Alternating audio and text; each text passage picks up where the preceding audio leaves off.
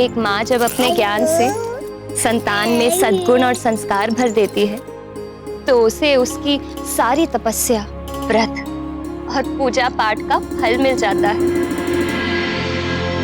इसीलिए तो वेदों में माँ को हर स्थान पर पूजनीय कहा गया है। माँ। हाँ पुत्र। माँ, माँ, माँ,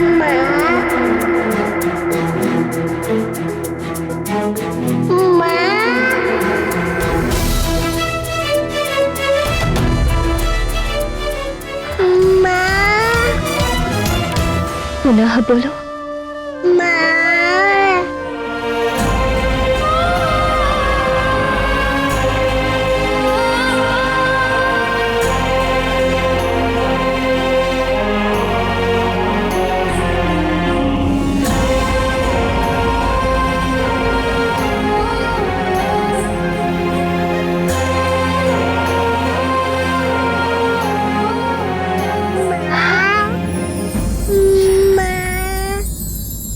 प्रिय, आज का ये दिन हमारे लिए सबसे सुखद और कभी न भूलने वाला है। ये सब तुम्हारी प्रभु भक्ति का ही फल है प्रिय। एक बार पिताश्री बोलो पुत्र।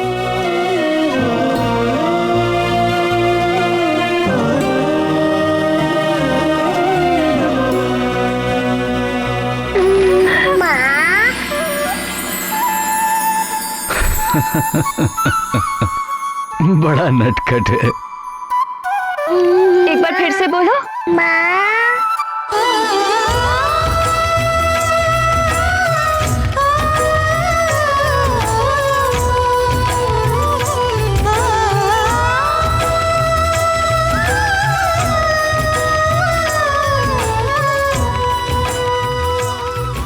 सुना आपने नाथ? इसने फिर से मुझे माँ बोला।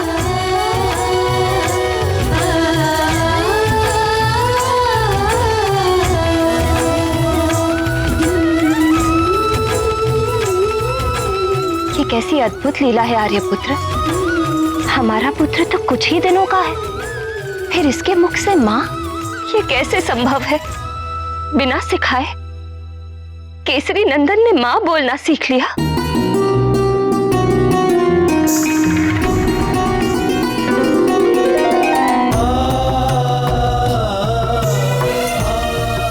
हे गौरी शंकर, आपकी कृपा से हमारा लाल ये कैसी कैसी लीलाएं दिखा रहा है। आपने हमें इतना सुख दिया है कि वह हमारे हृदय में समाए नहीं समा रहा है। आपको मैं बारंबार प्रणाम करती हूँ।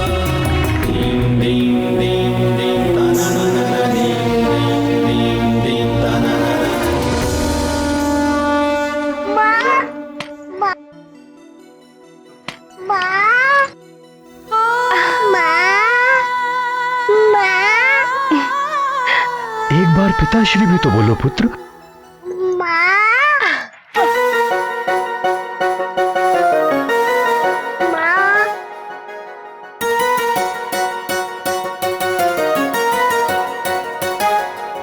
हनुमान की ये लीला अद्भुत थी, किंतु हनुमान की लीलाओं का प्रभाव सुग्रीव और वाली पर भिन्न भिन्न पड़ा।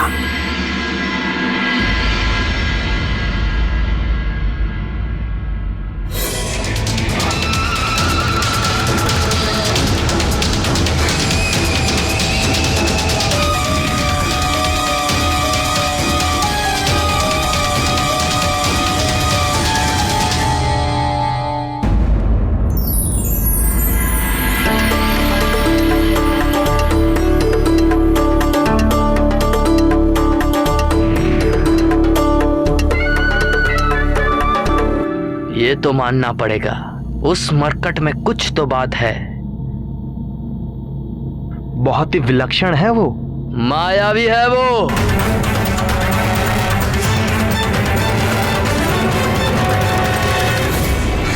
आप ठीक कह रहे हैं भैया, वो तो वशीकरण जानता है। तो क्या करें? उस मरकट को मुझ महानतम के मार्ग से कैसे हटाए? उसके आगे तो मैं स्वयं को विवश पाता हूं। मन करता है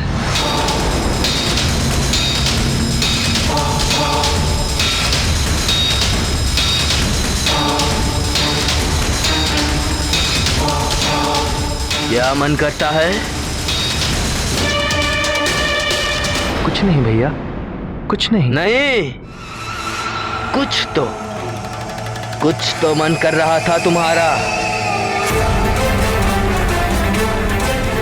यही कि आप जो कहें वो कर लिया जाए, अविलंब।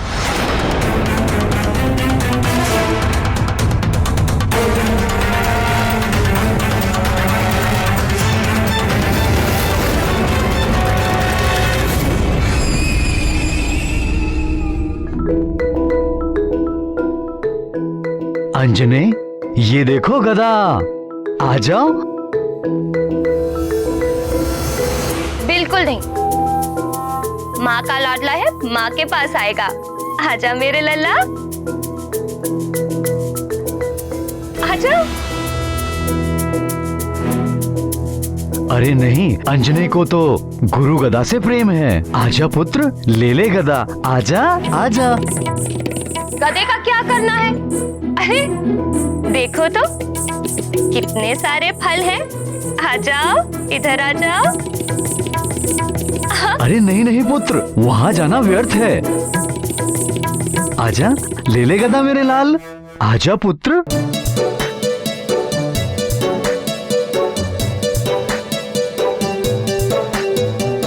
देखो कितने सारे फल हैं, इधर आओ।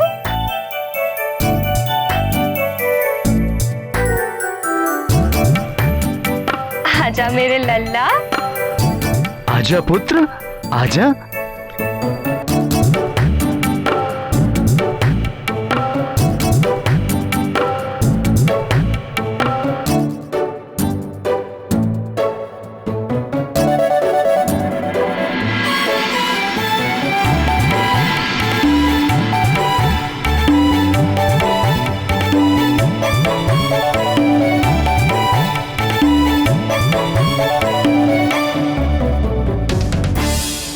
महाराज की जय हो। अयोध्या नरेश महाराजा दशरथ के प्रधान सचिव महामना सुमंत का आगमन हुआ है। महाराज दशरथ के प्रधान सचिव सुमंत्र जी, मेरे दक्षिणन फड़क रहे हैं प्रिय। निश्चय ही कोई प्रिय समाचार मिलने वाला है।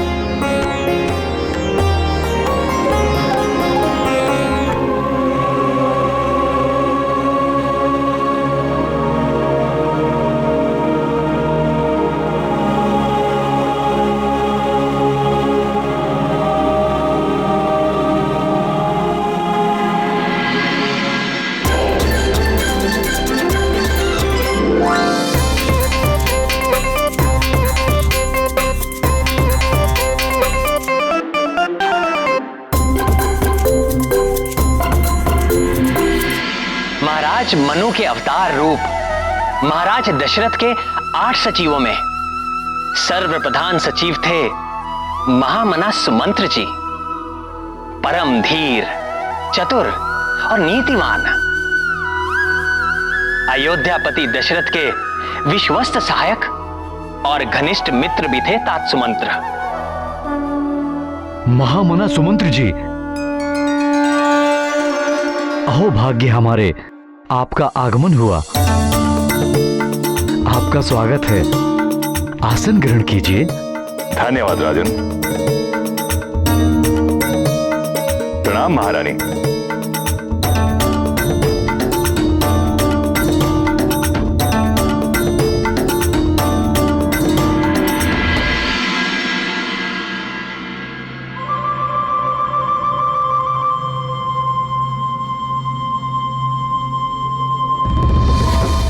मेरा मन कहता है आप निश्चित ही कोई सुखद और शुभ समाचार लेकर आए हैं।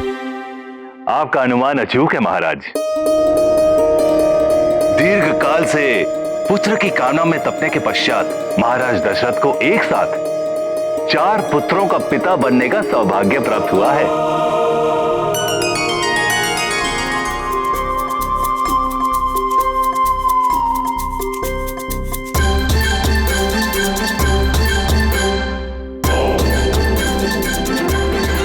कैसा अद्भुत संयोग है। हमारे और महाराज दशरथ के भाग्य में निराली समानता है। चैत्र पूर्णिमा के दिन हम भी एक पुत्र के पिता बन गए हैं। आश्चर्य है। और तिथियों में भी अधिक अंतर नहीं है। हमारे राजकुमारों ने भी नवमी और दशमी को जन्म लिया और आपके युवराज ने भी पूर्णिमा को। अद्भुत संयोग है।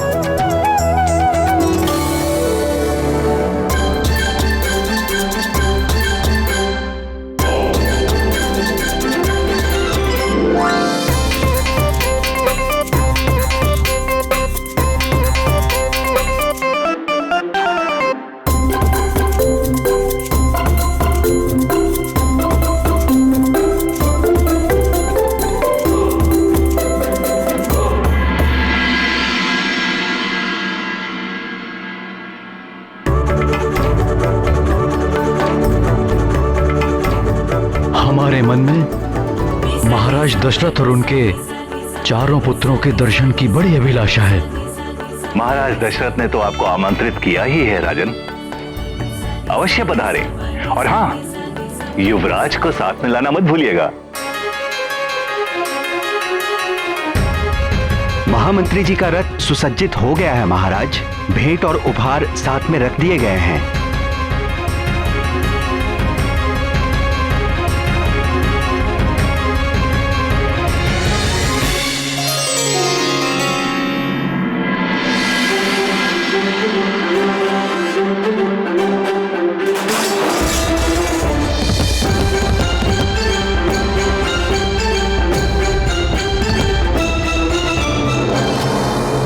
महामना सुमंत जी, महाराज दशरथ के पुत्रों का नामकरण हो गया?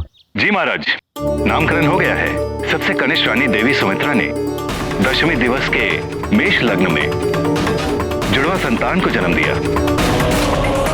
गुरुदेव वशिष्ठ ने उन्हें नाम दिया है लक्ष्मण और शत्रुघ्न। लक्ष्मण और शत्रुघ्न? जी। और महारानी कैकेयी ने दशमी को मीन राशि के उदय काल में राजकुमार भरत को जन्म दिया।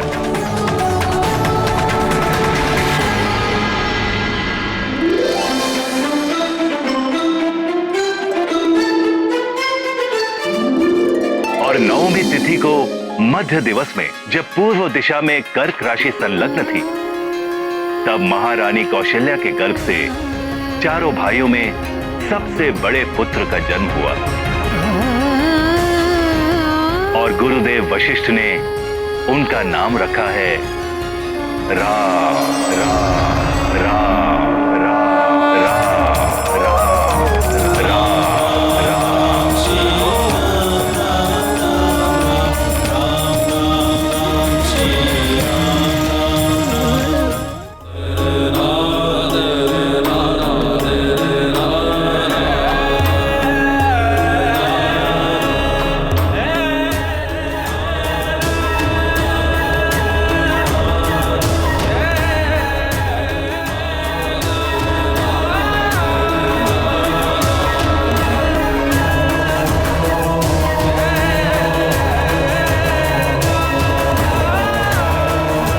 पुत्र, तुमने मुझे पुनः आश्चर्यचकित कर दिया।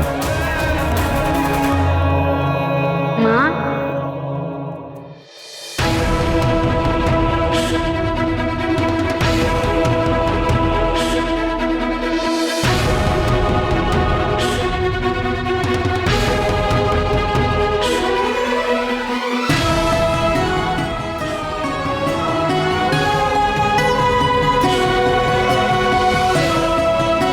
हे प्रभु, आपकी लीला अपरंपार है।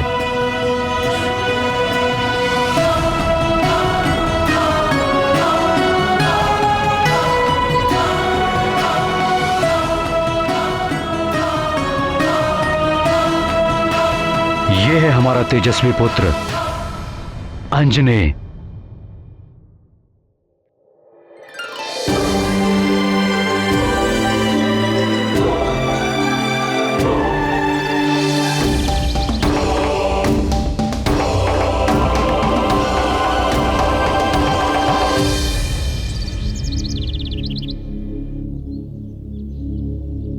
किंतु आपने तो कहा था कि आपके पुत्र का जन्म अभी कुछ ही दिन पहले हुआ है।